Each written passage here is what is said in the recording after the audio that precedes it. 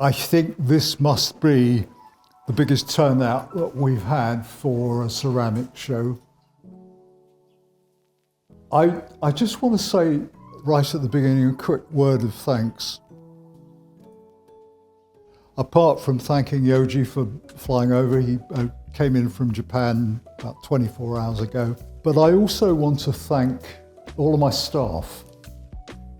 My lot, when they were planning this, just said, we will do something which we've never done before. What they've managed in here is really tremendous, and I'm very grateful to them all. Thank you for coming over, and thank you for this remarkable show.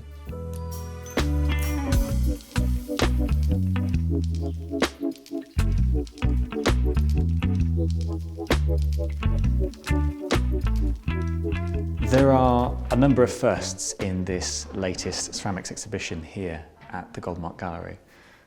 To start with, this is the first exhibition we have ever had of the work of Yoji Yamada. And I believe this is also his first solo show here in the UK.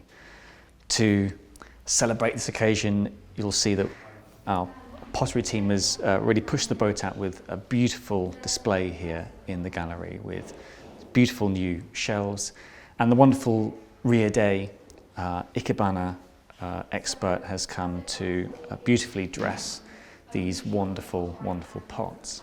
It's also, I think, possibly the first exhibition we have had here in the gallery where all of the work on display has been hand-built. The wheel has only been used in this show as a turntable for coil-built, pressed, modelled works. Yoji Yamada brings together a great number of different cultural references. It's international in flavour and yet incredibly individual. It feels very distinctly his own, reflective not just of the local countryside in Shigaraki, where he's based, but of a potter who has brought together many different kinds of influence and inspiration to find his own voice. And I hope in taking you through this exhibition that some of that will come through for you too.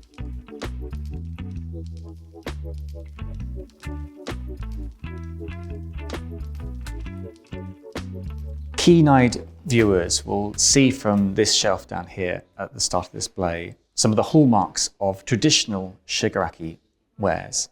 In Shigaraki, pots have been made for nearly 1,000 years.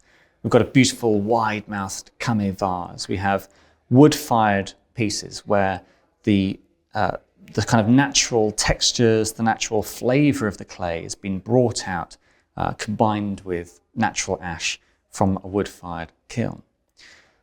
As we move from these pots, however, to this shelf up here, we see slipware, we see clay being used in a much more straightforwardly decorative, geometric, ornamental way. And it's in bridging these two worlds of slips on the one hand, very fluid decoration, dynamic decoration, with Yakishime, high-fired unglazed stoneware, that Yoji Yamada has brought together very disparate elements of the potting world into this unique voice. Something we can see in these beautiful large tsubo with this wonderful combination of slip, clay, decoration, and effects from a wood firing. One of the key terms in Shigaraki ware and in Yakishime in general is a word tsuchi aji. This means quite literally flavour of the clay, the earth flavour. It's the natural qualities of the clay when it's dug from the ground, how when it's fired, the textures, the colours are best used, best exploited by a potter. For Yoji Yamada, that clay is quite literally on his doorstep. He can walk out of his studio and there in the ground before him are a number of clays that can be brought together and blended, some stickier or smoother than others. Yoji fires in a number of different ways. He has electric kilns, his 2 wood-fired kilns, a smaller itekoi kiln, so literally come-and-go kiln, a small cross-draft kiln, and an anagama. Between these 2 wood-fired kilns, you get the beautiful effects of wood firing, the kind of toasted quality to the clay.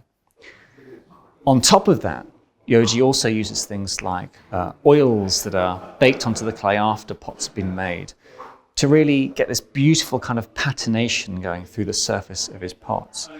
And so when we take something like one of these beautiful hand-built jugs, you can see just in the sort of wonderful, very deep, dark, toasted colours of these pots that this is almost pure clay flavour, almost pure kind of expression of what this clay can do, the beautiful nuances in this wonderful material. But as we come to this beautiful display here in the middle of the gallery, you may see decoration types that seem much more familiar to us as UK viewers of pottery. I'm more used to, when I'm doing these walkthroughs, talking about British potters who are looking to Japan, looking to specific Japanese potters for inspiration, who take on board some of the philosophies, the kind of reverence for materials that Japanese craftsmen have shown for many, many years. In this instance, the roles are now reversed because one of Yoji Yamada's key influences has always been English slipware. For the last 25 years or so, he has been inspired by the kind of pots that were produced by local craftsmen in England from the 17th century onwards. Slipware in this country has always seemed something sort of quintessentially English, something part of our national character. But in fact, it has always been as fluid as the clay itself. It is dynamic, it's been adaptable, open to interpretation and influence. Its relationship with pottery in Japan really traces back to the early 20th century, in particular to the dialogue that was established between Bernard Leach and Shoji Hamada and their critic friend Soetsu Yanagi, who saw English slipware and slipware across Europe as part of his kind of broader Mingei philosophy, a philosophy of folk crafts, folk art.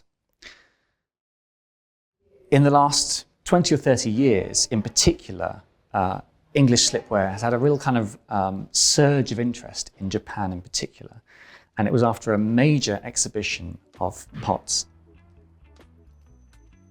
that Yoji really took on this sort of world of quite exuberant decoration and decided this is where his future lay. He came to the UK and persuaded the British potter Lisa Hammond to take him on as an apprentice for a year before returning to Japan, bringing back this sort of immersion in English culture, and decided to find a way to bring these kind of decorative elements to his native Shigaraki. I think in the world of Shigaraki pottery, what Yoji Yamada is doing is quite unusual too when we compare his work with traditional English slipware. He's been able to take the basic core elements of that kind of craft and move it into a completely different direction. In particular, the combination of slip with wood firing and all the complexities that bring to the conversation.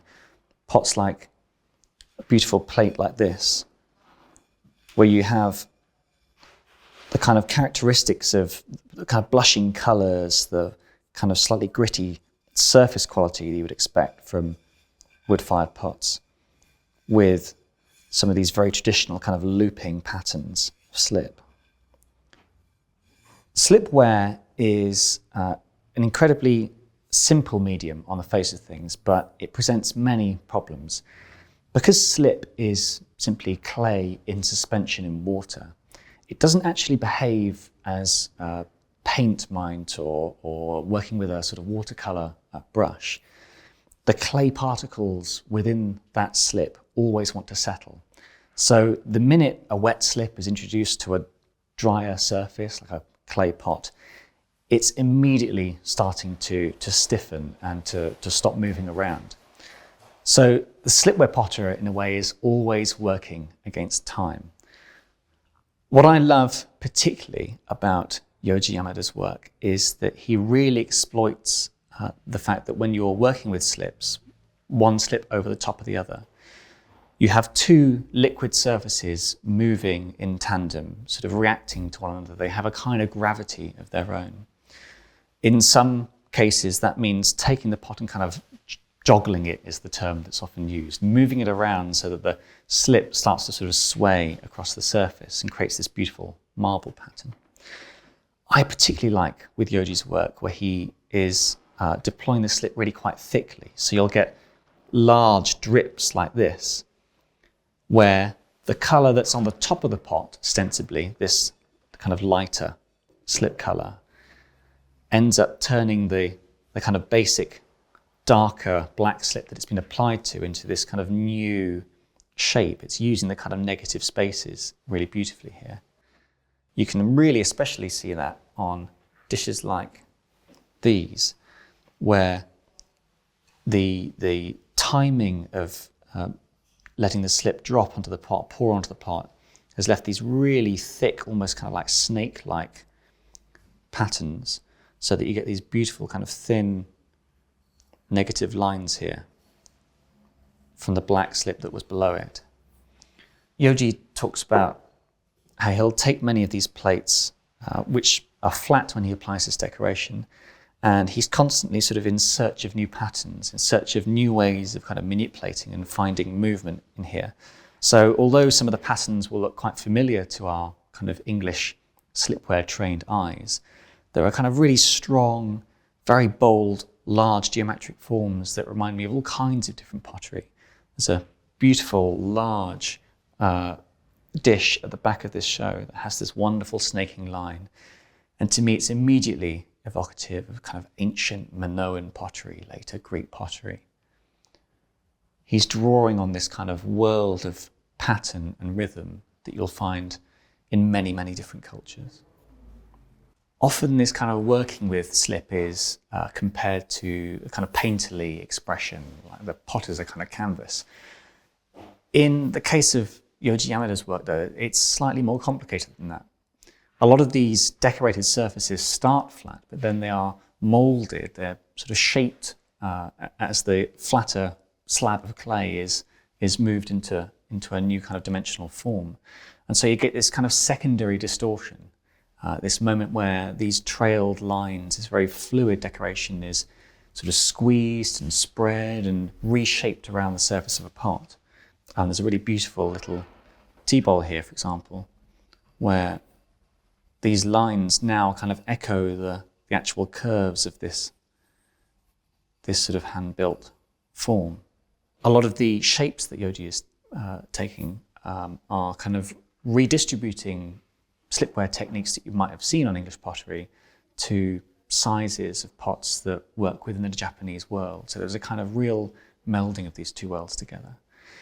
I particularly like these wonderful oiled pieces as well. These are works that are fired, and then they have a kind of oil applied to the surface, which I think may then be baked in.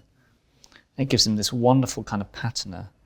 They look almost like kind of lacquer work or kind of oiled wooden pieces, things that have been turned on a lathe or shaped from a piece of wood. It's a really beautiful kind of surface that I've not seen before. Something very enjoyable from this exhibition. I have known about Yoji Yamada's work for a number of years, but this is the first time I've really been able to see it in the flesh for this exhibition. And as I was wandering around the show, watching these shelves come together, picking up some of these pieces, I often caught myself smiling without realizing. Anybody who works with their hands in a kind of creative craft, I think, will tell you that there is something immensely pleasurable about that experience. There is great satisfaction to be found in the kind of immediate feedback, the tactile feedback of using your fingers to mold something, the sort of irresistible quality of what it is. I've heard it especially said in relation to slipware, the kind of irresistibility of this beautiful silken fluid surface that can be manipulated. It's a world of pattern and design and rhythm that I see around me in these pots that speaks to a much broader kind of seeking of pleasure in the world of English craft in particular.